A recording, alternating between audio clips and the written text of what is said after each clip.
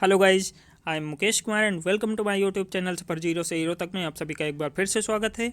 जैसा कि आप लोग स्क्रीन पर देख पा रहे होंगे, आज हमारे द्वारा आप लोगों को संपूर्ण प्राचीन भारत का इतिहास यानी सिंधु घाटी सभ्यता का जो भी आपका इतिहास है वो आप लोगों को प्रोवाइड किया जाने वाला है।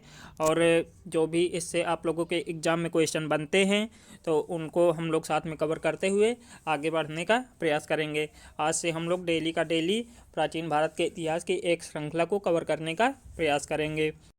आज का हमारा टारगेट होगा आपको टॉपिक का एक्सप्लेनेशन, और जो इससे क्वेश्चन आप लोगों के एग्ज़ाम में देखने को मिलते हैं तो आज हम लोग उनको पूरा का पूरा कवर करने वाले हैं।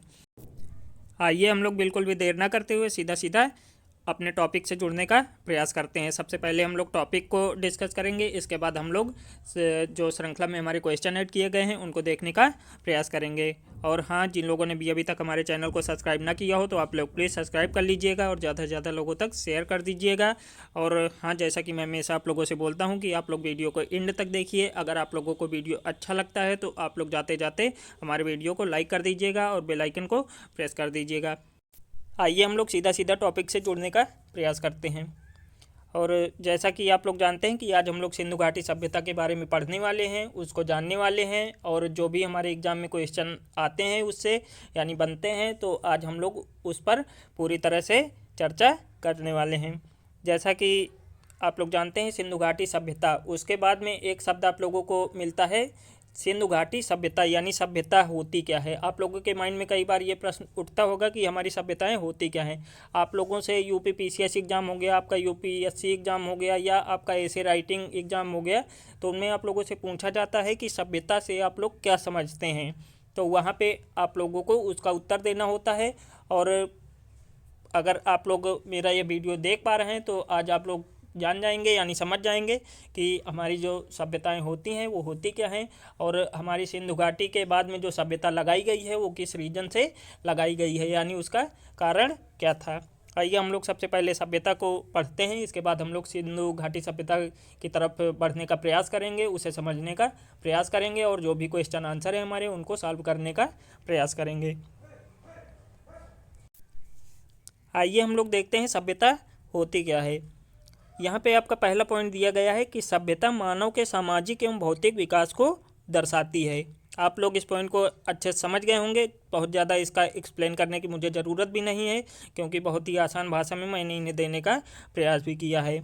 जहाँ पे ज़रूरत होगी तो मैं उसका एक्सप्लेनेशन आप लोगों तक पहुँचा दूँगा। इसके बाद बोल रहा है कि इससे मानव के प्रारंभिक विकास का पता चलता है और अतीत से लेकर वर्तमान तक मनुष्य ने जो संपूर्ण उन्नति की है, चाहे वो भौतिक क्षेत्र में हो या आपका मानसिक क्षेत्र में हो या आपका आध्यात्मिक क्षेत्र में हो, इसी विकास रूपी परिवर्तन को हम लोग सभ्यता कहते हैं। यानी कि आप लोग अगर आज से 100-200 साल पहले का भारत देखेंगे और आज से उसकी यानी आधुनिक भारत से हम लोग तुलना उसकी करेंगे, कंपैरिजन करेंगे, तो आप लोगों को पता चलेगा कि इसका जो क्रमिक विकास हुआ है वो किस प्रकार से हुआ है। और यही क्रमिक विकास जो है आपका, यही एक समय आके धीरे धीरे करके सभ्यताओं में परिवर्तित होता रहता है और अपने आप को चेंज करता रहता है। आइए हम लोग दूसरे पॉइंट में समझने का प्रयास करते हैं। यहाँ पे दिया गया है व्यक्ति द्वारा मानवीय व्यवहारों के अनुरूप रहने के तरीके को सभ्य कहा जाता है। यानी जिस प्रकार से हम लोग रहते हैं, अच्छा या बुरा हमारा समाज में जिस प्रकार से इफेक्ट होता है, तो उसी अनुसार हमें सभ्य बोला जाता है या नहीं भी बोला जाता है। और आगे इसमें दिया गया है यानी कि वह बौद्धिक क्षमता व व्यवहार जो मनुष्य को पशुओं से अलग बनाता है और मनुष्य को मनुष्य बनाता है, इसी को सभ्य बोला जाता है। यानी हम जिस प्रकार से पशुओं से अपने आप को अलग करते हैं, उसी के जो बीच की कड़ी होती है वही हमें जो है सभ्य बनाती है। अच्छे से आप लोग इसे समझ गए होंगे। और आगे इसमें दिया गया है कि और मनुष्य को मनुष्य बनाता है, इसी को सभ्य बोला जाता है। और यही जो हमारा सभ्य बनने का जो तरीका है, इसी को जब हम लोग समाज में अपने लागू करते हैं तो वही हमारी सामाजिक व्यवस्था यानी सभ्यता कहलाने लगती है धीरे धीरे करके। इसके बाद नीचे एक पॉइंट दिया गया है, बहुत ही आसान भाषा में इसको देने का मैंने प्रयास किया है। आइए देखते हैं क्या है वो। लिखा है यहाँ पे कि सरल शब्दों में कहें तो एक मानवीय समूह द्वारा समाज में रहने के लिए जिन तौर तरीकों को अपनाया जाता है, उन तौर तरीकों को संयुक्त रूप से सभ्यता कहा जाता है। तो आप लोग अच्छे से समझ गए होंगे। और जो आप लोगों से एग्ज़ाम पेपर में क्वेश्चन पूछा जाता है, आइए हम लोग उसको डिस्कस कर लेते हैं।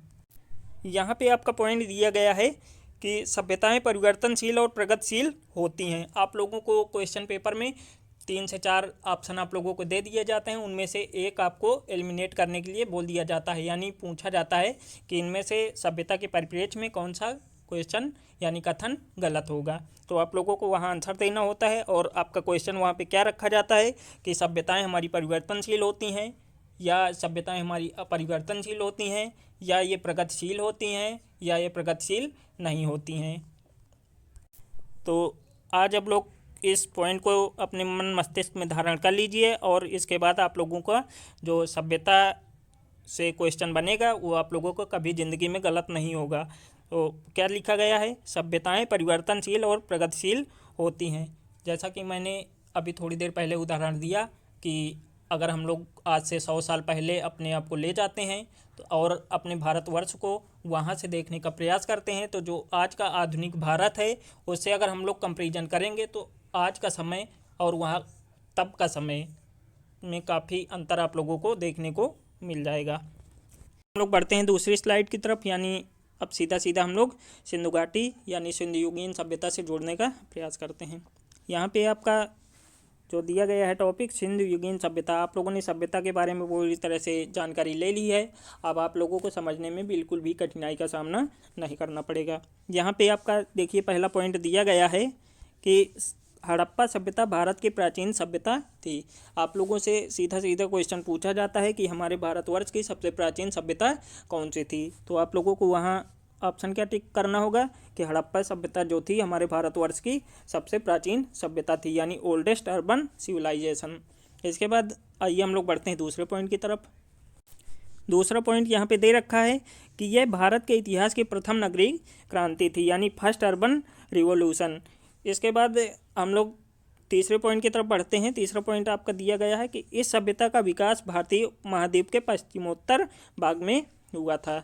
इसको अगर थोड़ा सा एक्सप्लेन करने जाते हैं, हालांकि आप लोगों को इसके बाद में देखने को मिल जाएगा, लेकिन मैं यहीं पे आप लोगों को इसका एक्सप्लेनेशन दे देता हूँ कि अगर हम लोग इसको देखने का प्रयास करते हैं तो जो हमारा गुजरात क्षेत्र है यानी आपका पाकिस्तान क्षेत्र जो हो जाता है, इसके बाद अगर हम लोग उत्तर में जाते हैं तो आपका जम्मू कश्मीर, इसके बाद अगर हम लोग पूर्व में जाते हैं तो यहाँ पे हमारा उत्तर प्रदेश का जो मेरठ ज़िला पड़ता है, यहाँ पे एक पड़ता है आपका आलमगीरपुर, और इसके बाद यहाँ पे हम लोग जब पश्चिम में देखते हैं तो आपका जो महाराष्ट्र है यहाँ पे आपका पड़ता है दैमाबाद।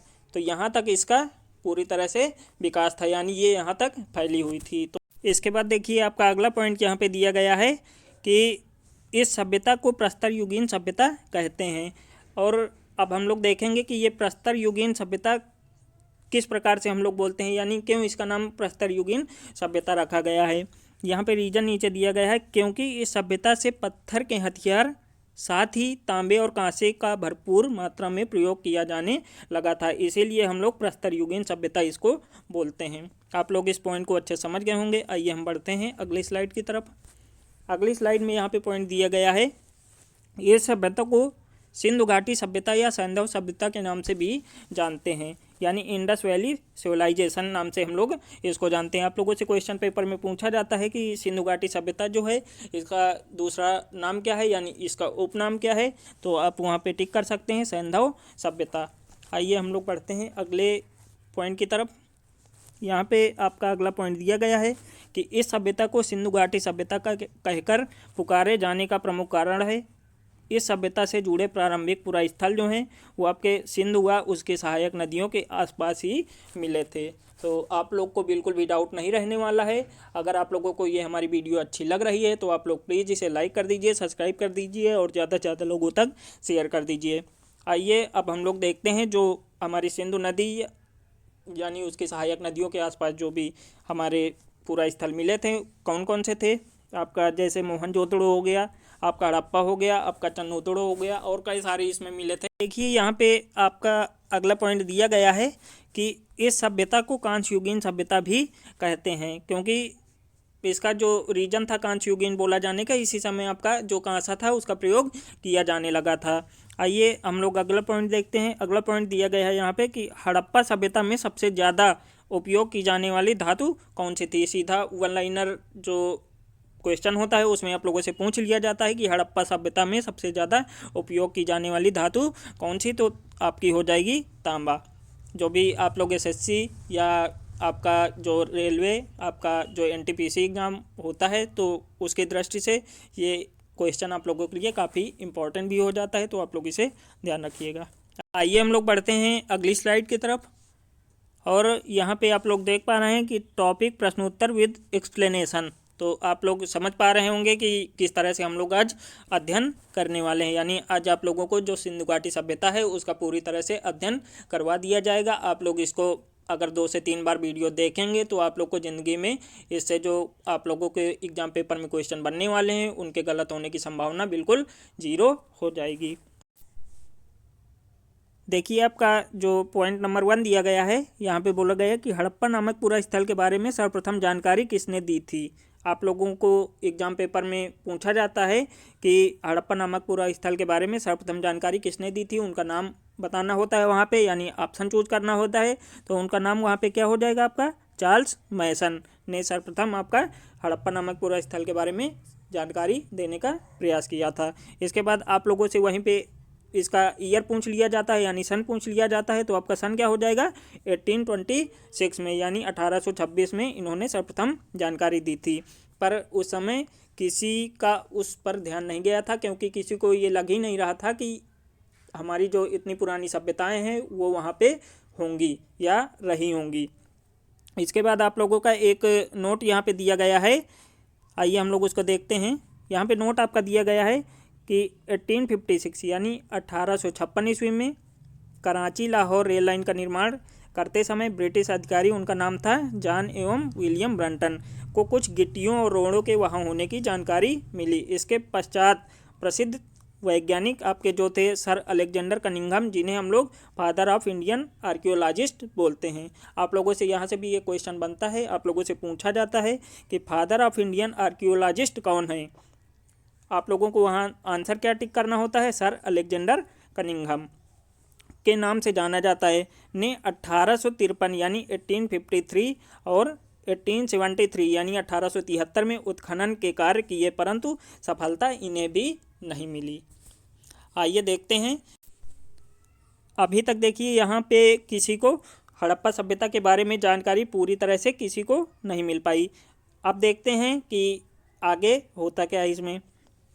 और यहाँ पे दिया गया है पॉइंट, सफलता न मिलने के पश्चात सन 1921 यानी 1921 में प्रसिद्ध पुरातत्वविद यानी आर्कियोलॉजिस्ट और भारतीय पुरातत्व सर्वेक्षण विभाग के महानिदेशक यानी आर्कियोलॉजिकल सर्वे ऑफ इंडिया जो थे, यानी आपके सर जॉन मार्शल उनको बोला जाता था, यानी उनका नाम था सर जॉन मार्शल, के नेतृत्व में राय बहादुर श्री दयाराम साहनी के द्वारा पाकिस्तान के पंजाब प्रांत के मोंटगोमरी, यानी आज का जो आपका ये मोंटगोमरी है, ये वर्तमान में पाकिस्तान का साहिवाल जिला है, और रावी नदी के बाएं तट पर स्थित हड़प्पा नामक पूरा स्थल की विधिवत खुदाई की थी।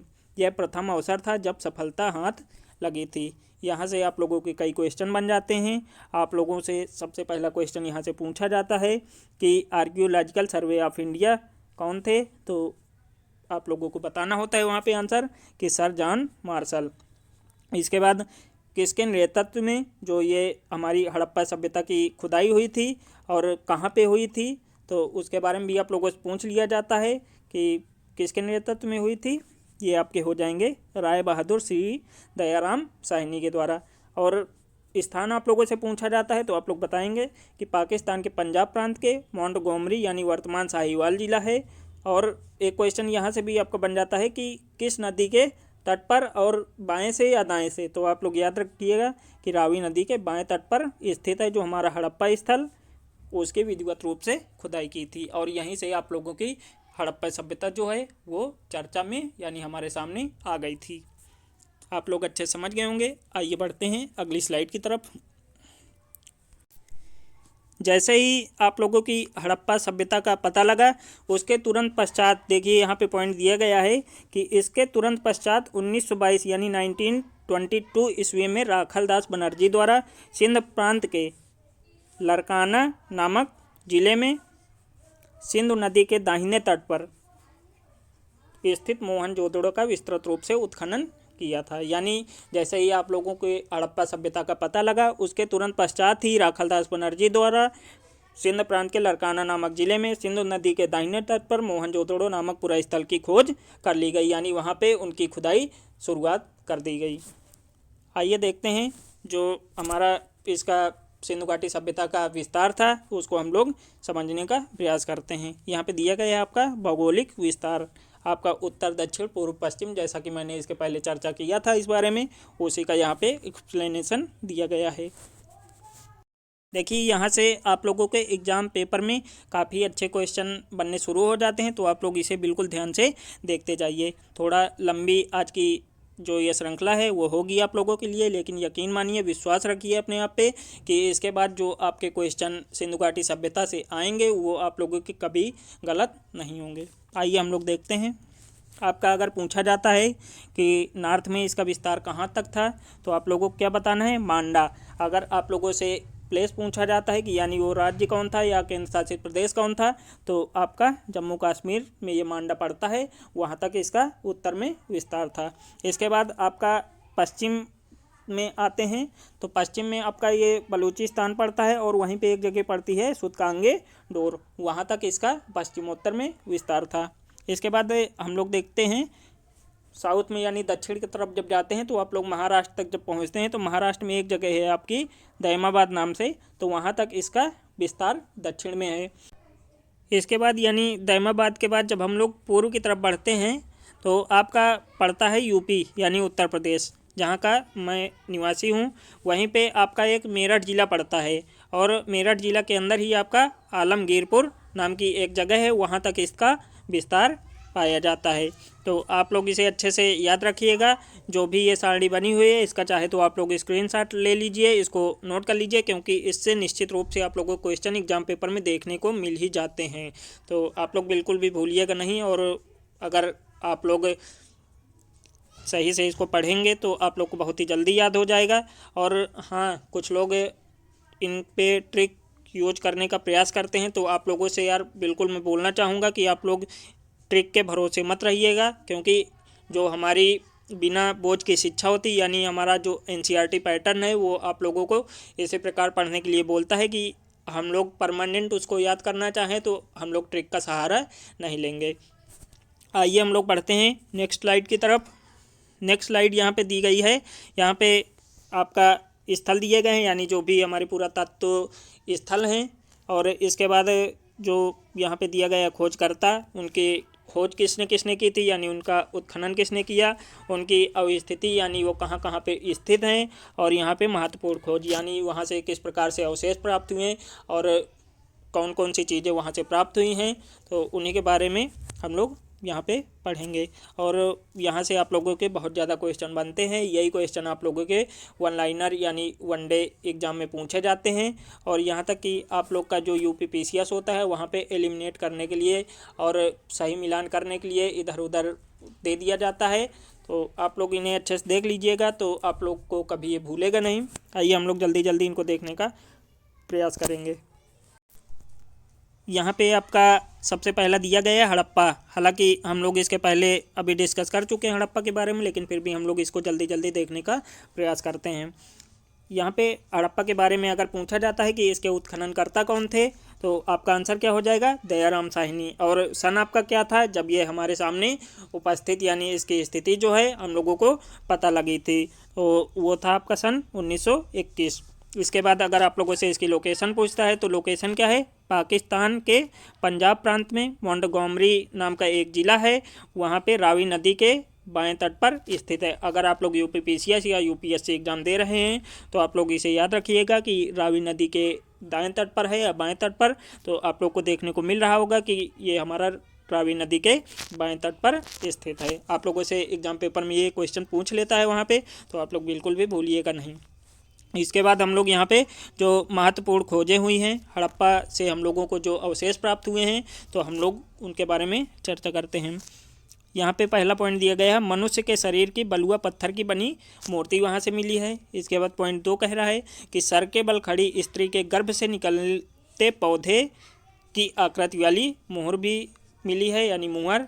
इसके बाद तीसरा पॉइंट दिया गया है तरबूज के बीज के अवशेष वहाँ से आप लोगों को प्राप्त हुए हैं। इसके बाद जो अन्नागार होता है वो भी हड़प्पा सभ्यता से प्राप्त हुआ है। इसके बाद आपका बैलगाड़ी जो हम लोग गाँवों में देखते हैं तो उसके भी अवशेष आप लोगों के हड़प्पा सभ्यता से प्राप्त हुए हैं। आइए हम लोग देखते हैं दूसरा पॉइंट, यानी दूसरा पुरातत्व स्थल जो है आपका हो जाएगा मोहनजोदड़ो। और एग्ज़ाम की दृष्टि से ये काफ़ी इम्पोर्टेंट हो जाता है, तो आप लोग इसे अच्छे से देख लीजिएगा। अगर आप लोगों से पूछता है कि मोहनजोदड़ो नामक जो पुरातत्व स्थल है इसके उत्खननकर्ता कौन थे, तो आपका आंसर क्या हो जाएगा, राखलदास बनर्जी। और किस सन में इन्होंने इसको हमारे सामने उपस्थित किया था, यानी इसके जो साक्ष्य थे हमारे सामने प्रदर्शित किए थे, तो वो हो जाएगा आपका सन 1922 यानी 1922। और अगर आप लोगों से इसकी स्थिति यानी लोकेशन पूछता है कि जो हमारा मोहनजोदड़ो है वो कहाँ पर है, तो आप लोग क्या बताएंगे, पाकिस्तान के पंजाब प्रांत के लड़काना ज़िले में सिंधु नदी के दाहिने तट पर स्थित है। देखिए ऊपर जो हमने हड़प्पा सभ्यता पढ़ी थी वो हमारी रावी नदी के बाएं तट पर थी, और ये जो हमारा मोहनजोदड़ो है ये सिंधु नदी के दाहिने तट पर है। तो जो भी यूपीएससी या यूपीपीसीएस दे रहे हैं तो वो लोग इसको अच्छे से देख लेंगे। आइए जो आपके मोहनजोदड़ो से प्राप्त अवशेष यानी जो साक्ष्य वहाँ से मिले हैं तो हम लोग उनके बारे में थोड़ा सा चर्चा कर लेते हैं। यहाँ पे पहला पॉइंट में दिया गया है विशाल स्नानागार आपका मोहनजोदड़ो से मिला है। आप लोगों के एग्जाम पेपर में पूछा जाता है कि जो विशाल स्नानागार मिला है वो कहाँ से मिला था, तो आप लोग क्या टिक करेंगे, वहाँ पे मोहनजोदड़ो से प्राप्त हुआ था। इसके बाद दिया गया है सूती कपड़े का साक्ष्य आपका मोहनजोदड़ो से मिला था, और अन्नागार ये आपका मोहनजोदड़ो से मिला था। एक आपका बहुत इंपॉर्टेंट यहाँ पे जो ये तीसरा पॉइंट दिया गया है कांच की नर्तकी की मूर्ति, ये एक महिला की नृत्य करती हुई मूर्ति है, कांच की है, ये भी आपके मोहनजोदड़ो से प्राप्त हुई है। इसके बाद चौथा पॉइंट आपका दे रखा है पशुपति महादेव की मूर्ति, यानी पशुपति महादेव की मोहर भी प्राप्त हुई है आपके मोहनजोदड़ो से। इसके बाद पांचवा पॉइंट काफ़ी इंपॉर्टेंट है, यहाँ पे दिया गया है दाढ़ी वाले मनुष्य की पत्थर की मूर्ति भी आपकी मोहनजोदड़ो से प्राप्त हुई है। आइए हम लोग बढ़ते हैं अगली स्लाइड की तरफ। अगली स्लाइड में यहाँ पे दिए गए हैं सूतकांगे डोर, जैसा कि हम लोगों ने अभी पढ़ा था जब हम लोग पश्चिम में जाते हैं बलूचिस्तान साइड, तो वो आपका वहाँ पे सूतकांगे डोर पड़ता है। और इसकी अगर आप लोगों से जो खोज करता है यानी उत्खनन करता है आप लोगों से पूछे जाते हैं तो आप लोग क्या टिक करेंगे, स्टीन जो है वो आपके इसके उत्खनन करता हो जाएंगे। कब इसकी खोज की गई थी, 1929 में यानी 1929 ईस्वी में। इसके बाद अगर आप लोगों से इसकी लोकेशन पूछता है तो आप लोग क्या टिक करेंगे, पाकिस्तान के दक्षिण पश्चिमी राज्य बलूचिस्तान में दास्त नदी के किनारे, ये पॉइंट आप लोग याद रखिएगा, दास्त नदी के किनारे हमारा सूतकांगे डोर स्थित है। और जो खोजें हुई हैं तो उनको भी हम लोग देख लेते हैं एक नज़र में। हड़प्पा और बेबीलोन के बीच व्यापार का केंद्र बिंदु था, काफ़ी अच्छा क्वेश्चन है तो आप लोग याद रखिएगा। इसके बाद हम लोग देखते हैं दूसरा जो पुरातत्व स्थल खोजा गया था वो आपका था चन्हुदड़ो। और अगर आप लोगों से इसके नेतृत्वकर्ता पूछता है तो आप लोग क्या टिक करेंगे, ननी गोपाल मजूमदार। और इसकी खोज अगर आप लोगों से पूछता है तो आप लोग इसका आंसर क्या देंगे, 1931 में। अगर आप लोगों से इसकी लोकेशन पूछता है तो आप लोग लोकेशन क्या टिक करेंगे, सिंधु नदी के तट पर सिंध प्रांत में चन्हुदड़ो हमारा स्थित है। इसके बाद यहाँ से खोजें जो हुई हैं यानी जो साक्ष्य हमारे मिले हैं तो वो कौन कौन से हैं, बिल्ली का पीछा करते हुए कुत्ते के पदचिन्ह, ये क्वेश्चन आप लोगों का पूछा गया है कई बार एग्जाम में, तो आप लोग इसे अच्छे से देख लीजिएगा। इसके बाद मन के बनाने की दुकानें जो मिली हैं वो भी आपकी चन्हुदड़ो से मिली हैं। आइए हम लोग अगला जो पुरातत्व स्थल है उसके बारे में चर्चा कर लेते हैं। यहाँ पे आपका दिया गया है रोपण।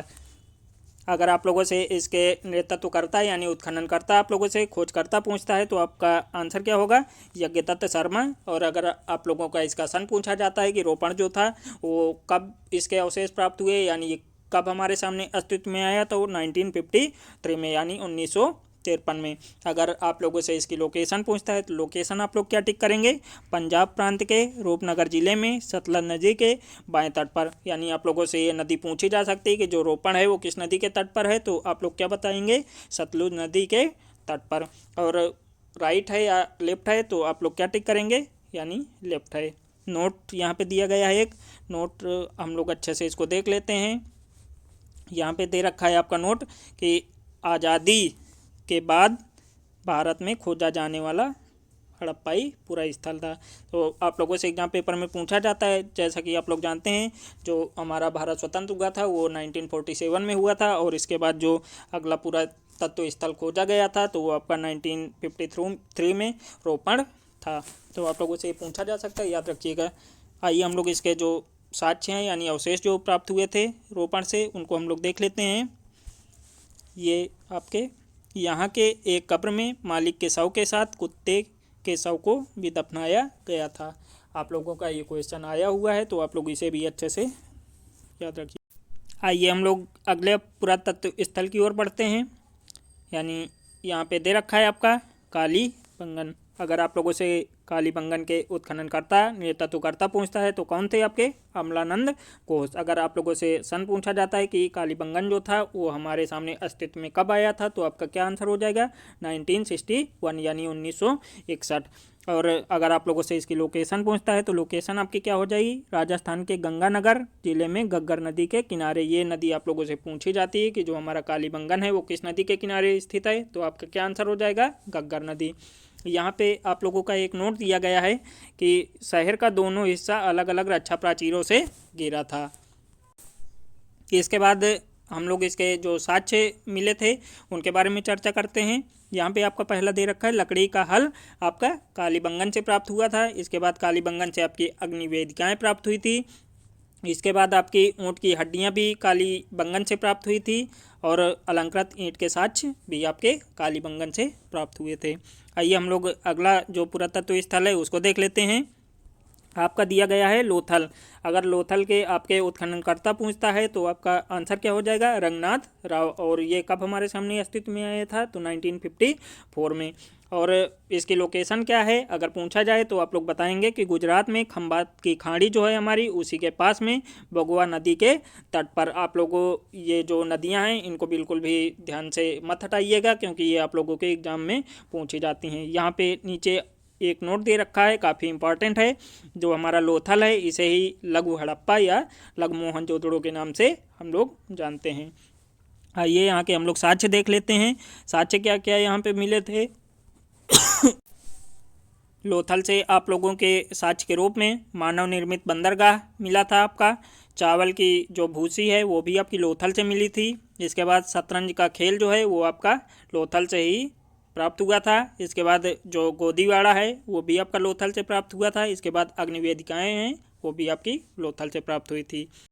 आइए हम लोग अगले पुरातत्व स्थल की चर्चा करते हैं। यहाँ पे आपका दे रखा है सूरकोटदा। इसके अगर उत्खननकर्ता आप लोगों से पूछता है तो आप लोग क्या टिक करेंगे? जेपी जोशी। और ये कब हमारे सामने अस्तित्व में आया था? 1964 में। इसके बाद अगर आप लोगों से इसकी लोकेशन पूछता है तो लोकेशन क्या है आपकी? गुजरात। और यहाँ से प्राप्त साक्ष्य क्या क्या थे आपके? घोड़े की हड्डियाँ और मनके।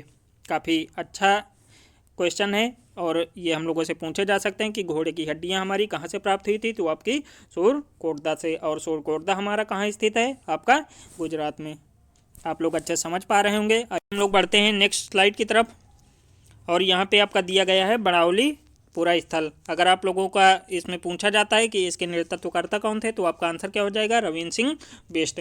और अगर आप लोगों से पूछा जाता है कि बड़ावली जो है वो हमारे सामने इसके साक्ष्य कब प्रकट हुए थे यानी प्रदर्शित किए गए, तो आपका हो जाएगा 1973 से 74 के मध्य, यानी 1973 से 1974 के मध्य। अगर आप लोगों से लोकेशन इसकी पूछी जाती है तो आपकी लोकेशन इसमें क्या हो जाएगी? हरियाणा के हिसार जिले में स्थित है। अगर आप लोगों से यहीं पे नदी की चर्चा करता है तो आप लोग क्या टिक करेंगे? लुप्त सरस्वती नदी के किनारे जो ये बड़ावली है वो स्थित है। अगर हम लोग यहाँ के साक्ष्य देखने जाते हैं तो क्या क्या आपके मिले हैं? हड़प्पा पूर्व और हड़प्पा संस्कृतियों के जो साक्ष्य थे, यानी हड़प्पा के पहले जो वहाँ पे संस्कृति विराजमान थी तो उसके साक्ष्य वहाँ से मिले हैं। इसके बाद जो आपका किसान हल होता है वो भी आपका बड़ावली से प्राप्त हुआ है।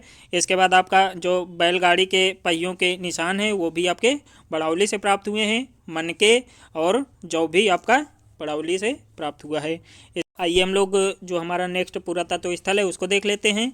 यहाँ पे आपका दिया गया है धौलावीरा। अगर आप लोगों से इसके उत्खननकर्ता पूछता है तो आप लोग क्या टिक करेंगे, रविंद्र सिंह बिष्ट। ये यहाँ पे इसका शॉर्ट फॉर्म लिखा गया है RS बिष्ट। और अगर आप लोगों से पूछता है कि जो हमारा धौलावीरा है वो हमारे सामने अस्तित्व में कब आया था, तो क्या हो जाएगा आपका आंसर, 1990 से 1901 के मध्य में ये हमारे सामने उपस्थित हुआ था। यानी इसके जो अवशेष थे वो प्रदर्शित किए गए थे। यानी यहाँ से जो साक्ष्य आपके प्राप्त हुए थे वो 1990 से 1901 के मध्य हम लोगों के सामने प्रदर्शित किए गए थे। अगर आप लोगों से इसकी लोकेशन पूछता है तो क्या हो जाएगी, गुजरात के कच्छ के रण में स्थित है ये। और यहाँ से जो अवशेष यानी साक्ष्य प्राप्त हुए हैं वो है आपका जल कुंड और जल निकासी प्रबंधन धौलावीरा से प्राप्त हुए हैं। आइए हम लोग बढ़ते हैं नेक्स्ट स्लाइड की तरफ। यहाँ पे आपका दिया गया है सभ्यता का क्षेत्रफल, यानी जो हमारी सभ्यता उत्तर दक्षिण पूर्व पश्चिम में जो इसका विस्तार हुआ था यानी वो कितना था, किलोमीटर में आप लोगों को बताना है। तो क्या हो जाएगा, सभ्यता का क्षेत्रफल था आपका 12,99,600 वर्ग किलोमीटर। तो आप लोग इसे अच्छे से याद रखिएगा, ये सीधा फैक्ट में आप लोगों से पूछा जाता है। इसके बाद आपका पूर्व से पश्चिम की लंबाई पूछी जाती है, यानी यहाँ से यहाँ तक की इसकी जो लंबाई थी वो कितनी थी, तो हो जाएगी आपकी 1600 किलोमीटर। और आपसे उत्तर से दक्षिण की लंबाई यानी ये वाली लंबाई आपसे पूछी जाती है, तो ये आपकी हो जाएगी 1400 किलोमीटर। आइए हम लोग बढ़ते हैं नेक्स्ट स्लाइड की तरफ। और जैसा कि आप लोग देख पा रहे हैं यहाँ से आप लोगों को क्वेश्चन आंसर स्टार्ट हो रहे हैं। अभी तक जितना भी हम लोगों ने पढ़ा है तो उसका हम लोग पूरा रिवीजन यहाँ से करेंगे। और आप लोगों के यहाँ पे 50+ क्वेश्चन ऐड किए गए हैं जो कि आपके एग्ज़ाम की दृष्टि से काफ़ी महत्वपूर्ण हो जाते हैं।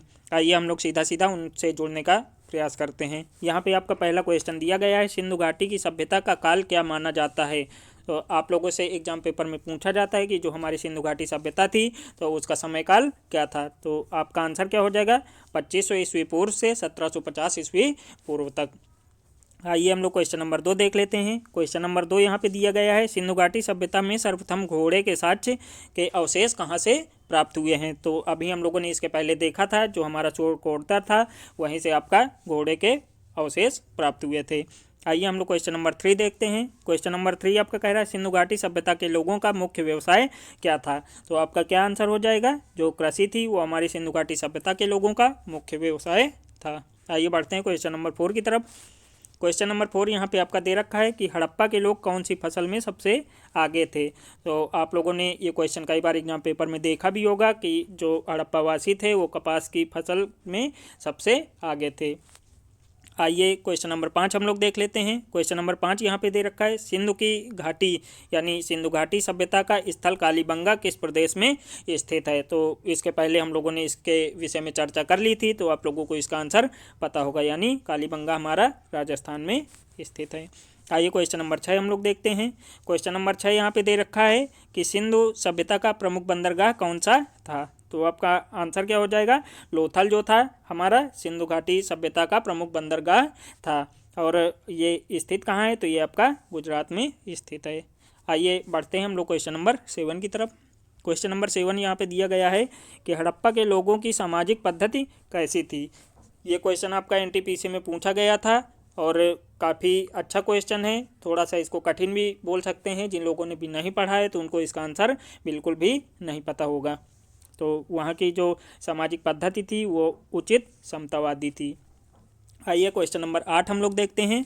क्वेश्चन नंबर 8 आपका कह रहा है कि हड़प्पा किस नदी के किनारे स्थित है। तो अभी हम लोगों ने इसके पहले इस बारे में चर्चा कर लिया था।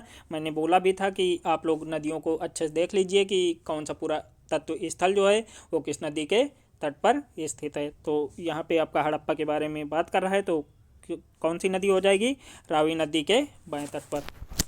और आइए बढ़ते हैं क्वेश्चन नंबर 9 की तरफ। क्वेश्चन नंबर 9 यहाँ पे कह रहा है, सिंधु घाटी के शहरों की गलियाँ थी किस प्रकार की, यानी उनका आकार पूछा गया है यहाँ पे कि वो किस आकार की थी। तो चौड़ी और सीधी थी। आइए बढ़ते हैं हम लोग क्वेश्चन नंबर 10 की तरफ। क्वेश्चन नंबर 10 यहाँ पे आपका दे रखा है कि भारत में खोजा गया सबसे पुराना शहर कौन सा था। तो आपका हड़प्पा शहर जो था वो भारत में खोजा गया सबसे पुराना शहर था।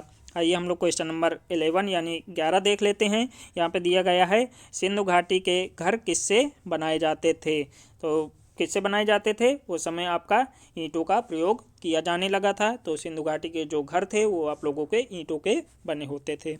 आइए क्वेश्चन नंबर 12 देखते हैं, यानी क्वेश्चन नंबर 12। क्वेश्चन नंबर 12 आपसे कह रहा है कि हड़प्पा की सभ्यता, यानी हड़प्पा सभ्यता जो थी किस युग की सभ्यता थी। तो हम लोगों ने सबसे पहले ही से डिस्कस किया था कि जो हमारी हड़प्पा सभ्यता थी वो आपकी कांस्य युगीन सभ्यता थी। आइए हम लोग बढ़ते हैं क्वेश्चन नंबर 13 की तरफ। क्वेश्चन नंबर 13 यहाँ पे आपका दिया गया है, सिंधु सभ्यता के टेराकोटा में कौन कौन से पशु विद्यमान थे। तो आपके कौन कौन से पशु थे, भैंस, भेड़ और सूअर। इसके बाद आइए हम लोग क्वेश्चन नंबर 14 देखते हैं। क्वेश्चन नंबर 14 यहाँ पे दे रखा है कि मोहनजोदड़ो की जो पशुपति मुद्रा थी पर कौन कौन से पशु अंकित थे। तो आपका क्या क्या हो जाएगा, व्याघ्र, गैंडा, भैंसा और हाथी आपका। इसके बाद आइए हम लोग क्वेश्चन नंबर 15 देखते हैं, यानी 15। क्वेश्चन नंबर 15 आपका दे रखा है कि हड़प्पा सभ्यता की मुद्राओं पर बना स्वास्तिक का चिन्ह किसका सूचक है। काफ़ी अच्छा क्वेश्चन है और आने वाले एग्जाम में आप लोगों से पूछा जा सकता है। तो किसका जो स्वास्तिक चिन्ह है किसका सूचक है, आपका सूर्य की पूजा करने का। आइए बढ़ते हैं क्वेश्चन नंबर 16 की तरफ। क्वेश्चन नंबर 16 यहाँ पे दे रखा है कि सिंधु सभ्यता में किस पशु के पाले जाने का प्रमाण नहीं मिलता है। तो आप लोगों ने पढ़ा है इसके पहले कि जो हमारा घोड़ा था वो सिंधु सभ्यता में इसके पाले जाने के कोई भी प्रमाण आपके नहीं मिलते हैं।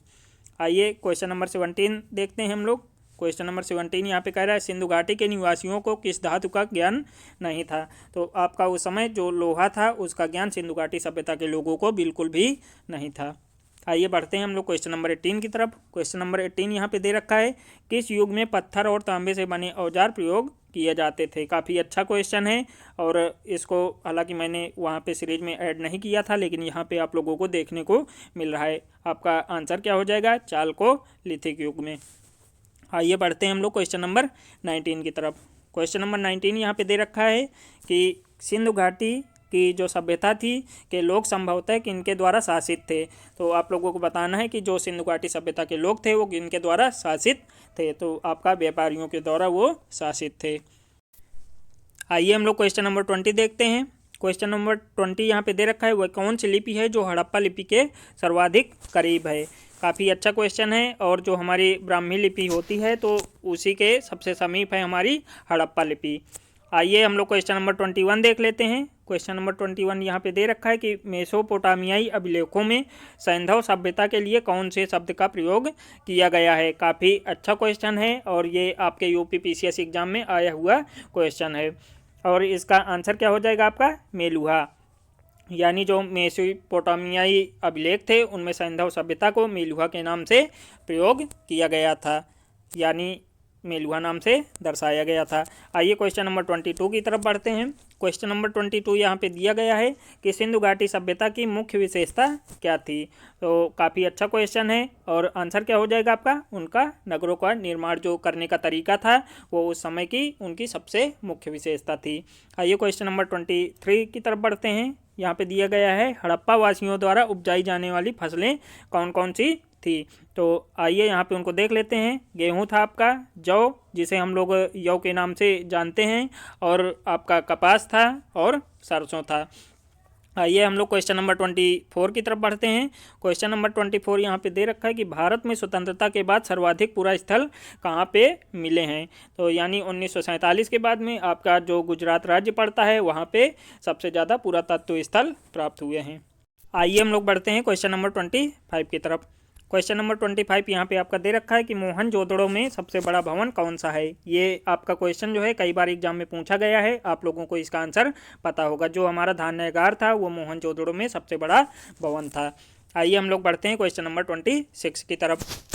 क्वेश्चन नंबर 26 यहाँ पे दिया गया है, बिना दुर्ग के एकमात्र सिंधु नगर कौन सा था। आप लोग इसको वेरी इंपॉर्टेंट कर लीजिएगा क्योंकि आने वाले एग्जामों में ये क्वेश्चन आपका पूछा जा सकता है। तो आपका आंसर क्या हो जाएगा इसका, चन्नोदड़ो। यानी बिना दुर्ग के एकमात्र सिंधु नगर जो था वो आपका था चन्नोदड़ो। आइए क्वेश्चन नंबर 27 हम लोग देखते हैं। क्वेश्चन नंबर 27 यहाँ पे दे रखा है कि अपवाह तंत्र का निर्माण सबसे पहले किस सभ्यता के लोगों ने किया था। यानी जो आपका नदियों का बहाव क्षेत्र होता है या नालियों का जो पानी बहता है तो उसी को यहाँ पे बताया गया है कि अपवाह तंत्र का निर्माण सबसे पहले किस सभ्यता के लोगों ने किया था। आपका आंसर क्या हो जाएगा, सिंधु घाटी सभ्यता के लोगों ने।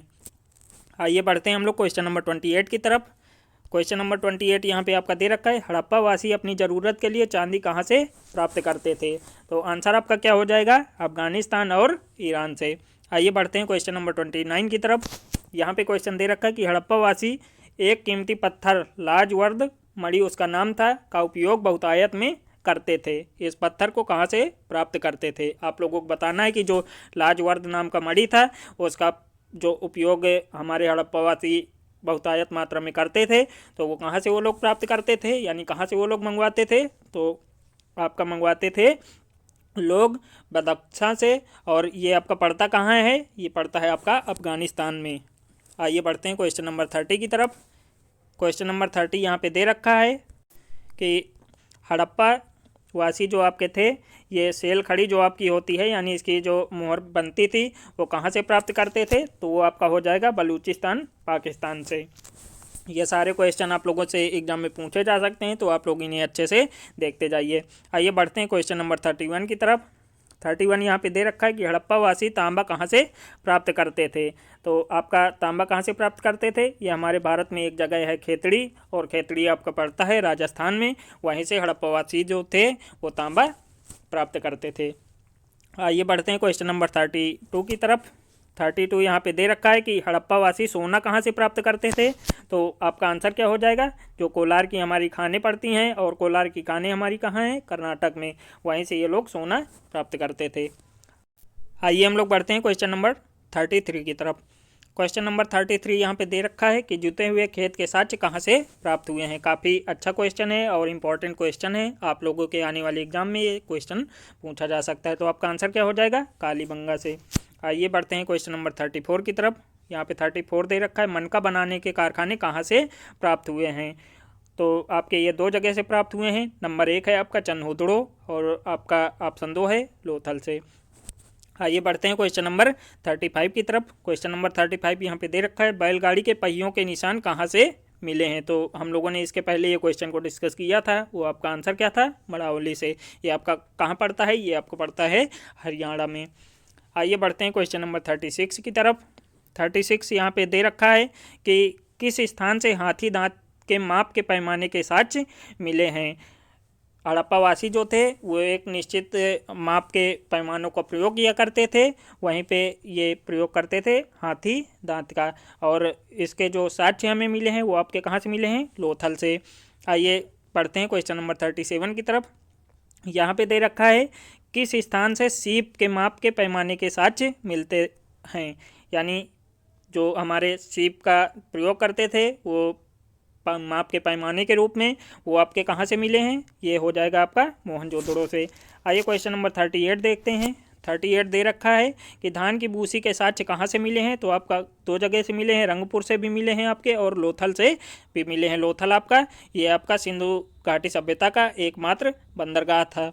आइए बढ़ते हैं क्वेश्चन नंबर 39 की तरफ। क्वेश्चन नंबर 39 यहाँ पे दे रखा है कि यूनानियों ने हड़प्पा वासियों की कपास को क्या कहकर पुकारा था। काफ़ी अच्छा क्वेश्चन है, और आप में से कई लोगों को ये क्वेश्चन का आंसर पता भी नहीं होगा। तो आइए देखते हैं इसका आंसर क्या हो जाएगा। कपास को उन्होंने सिंडन कहकर पुकारा था। आइए देखते हैं क्वेश्चन नंबर 39 यहाँ पे दे रखा है, हड़प्पा सभ्यता में सर्वाधिक किस प्रजाति के लोग निवास करते थे। हालांकि वहाँ पे कई सारे जो प्रजाति के लोग थे वो निवास करते थे, जैसे एक आपका अल्पाइन प्रजाति होती है, वो लोग भी वहाँ पे निवास करते थे। और लेकिन यहाँ पे क्वेश्चन पूछा गया आपका कि सर्वाधिक किस प्रजाति के लोग निवास करते। तो आपका आंसर क्या हो जाएगा, भूमध्य सागरीय जो प्रजाति के लोग थे वो सबसे ज़्यादा वहाँ पे निवास करते थे। आइए हम लोग क्वेश्चन नंबर 40 देखते हैं। क्वेश्चन नंबर 40 यहाँ पे दे रखा है, हड़प्पा सभ्यता का समाज कैसा समाज था। तो आपका आंसर क्या हो जाएगा, मात्र सत्तात्मक समाज था। आइए बढ़ते हैं क्वेश्चन नंबर 41 की तरफ। 41 यहाँ पे दे रखा है कि सैंधव स्थलों के उत्खनन से प्राप्त मोहरों पर किस पशु के प्रकीर्णन का सर्वाधिक उल्लेख किया गया है। तो आपका आंसर क्या हो जाएगा, आपका बैल जो है वो सबसे ज़्यादा मोहरों पर प्रयोग किया जाने वाला पशु है, यानी उसके जो चिन्ह हैं सबसे ज़्यादा आपकी मोहरों पर देखने को मिल जाएंगे। आइए क्वेश्चन नंबर 42 देखते हैं। 42 यहाँ पे कह रहा है कि हड़प्पा में एक अच्छा जल प्रबंधन का पता किस स्थान से चलता है। तो इसके पहले भी हम लोगों ने ये क्वेश्चन को डिस्कस किया है। इसका आंसर हम लोग देखते हैं, जो आपका धौलावीरा था वहाँ से एक अच्छे जल प्रबंधन का हम लोगों ने पता किया था। आइए क्वेश्चन नंबर 43 देखते हैं। क्वेश्चन नंबर 43 यहाँ पे दे रखा है, सिंधु घाटी की सभ्यता किस युग में थी। तो आपका आंसर क्या हो जाएगा, जो आद्य ऐतिहासिक युग होता है तो उसी के अंतर्गत हम लोग इसको डिवाइड करते हैं। आइए बढ़ते हैं हम लोग क्वेश्चन नंबर 44 की तरफ। क्वेश्चन नंबर 44 यहाँ पे दे रखा है, हड़प्पा की सभ्यता में मोहरें किससे बनी होती थी। तो आप लोगों को मैं पहले भी बता चुका हूँ, जो सेल खड़ी होती है इसी से हड़प्पा सभ्यता की जो मोहरें थी वो बनी थी। आइए क्वेश्चन नंबर 45 हम लोग देखते हैं। 45 था आपका, हड़प्पा के निवासी किस खेल में रुचि रखते थे। तो आपका आंसर क्या हो जाएगा, जो शतरंज होता है उसमें हड़प्पा के निवासी जो थे वो रुचि अपनी प्रदर्शित करते थे।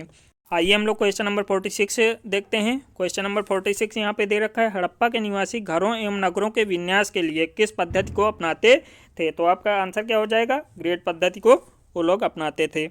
आइए बढ़ते हैं क्वेश्चन नंबर 47 की तरफ।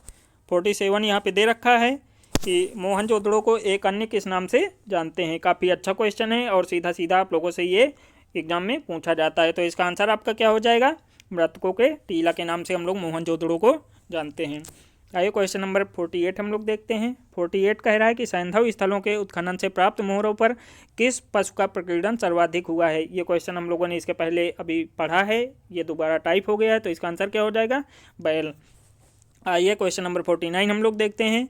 49 यहाँ पे दे रखा है, नखलिस्तान सिंधु सभ्यता के किस स्थल को कहा जाता है या कहा गया है। तो आपका हो जाएगा मोहनजोदड़ो। आइए बढ़ते हैं क्वेश्चन नंबर 50 की तरफ।